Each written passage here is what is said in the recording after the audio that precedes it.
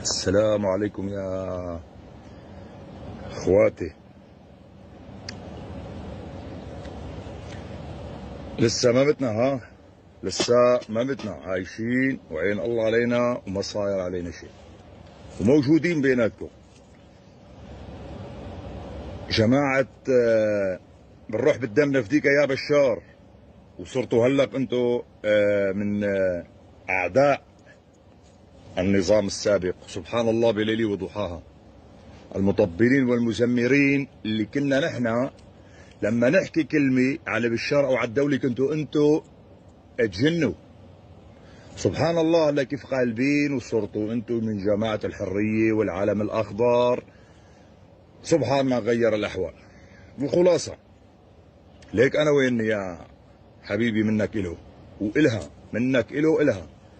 قليلين الأصل لما بيجي المعارض بيسمعك كلمة ما بتعتب عليه لأنه أنت حاربته، بس لما بتكون انت يا خنزير من البيئة الحاضنة للنظام وكل عمرك بتطبل له وبتزمر له، خاصة هي الحركة بتتذكروها بالروح بالدم نفديك يا بشار، بتتذكروها؟ هذه الحركة هي نفسها هي الحركة، بس انتوا كنتوا تعملوها هيك.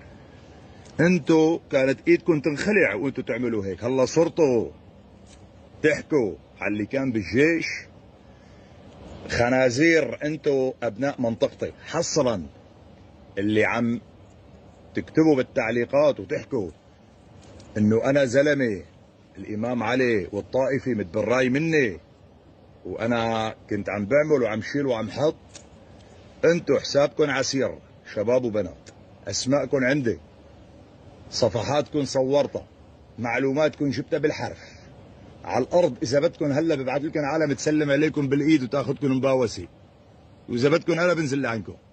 انا ما عندي مشاكل مع القياده العسكري، عاطيني الامان وفيني بروح وبجي، بس انا ماني رضيان على حالي اني انزل وروح واجي، لاني انا بعتبرها هيك بحسب عقليتي هزيمه لإلي.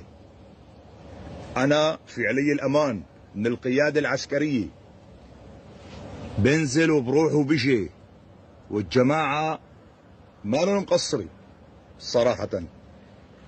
مشكلتي انا مع مين؟ مع نفسي.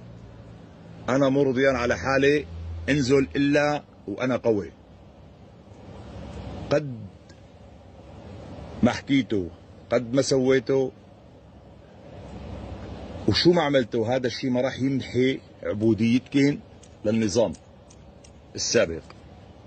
انتم يا ايها العبيد اللي تخليتوا عن مواقفكم بسرعه وصرتوا هلا تنتقدونا نحن، اللي لو من هالصرماي ما راح انا شبه المعارضه كلها، اللي نحن كنا عم هلا ليك في بالمعارضه المسلحه ناس بعيده عن هالكلام، ما راح نشمل الكل، بس القسم الاكبر وخاصه اول الاحداث اللي كان حامل سلاح ويهدد بالذبح والتصفيه العرقيه، نحن هذا اللي قاتلناه.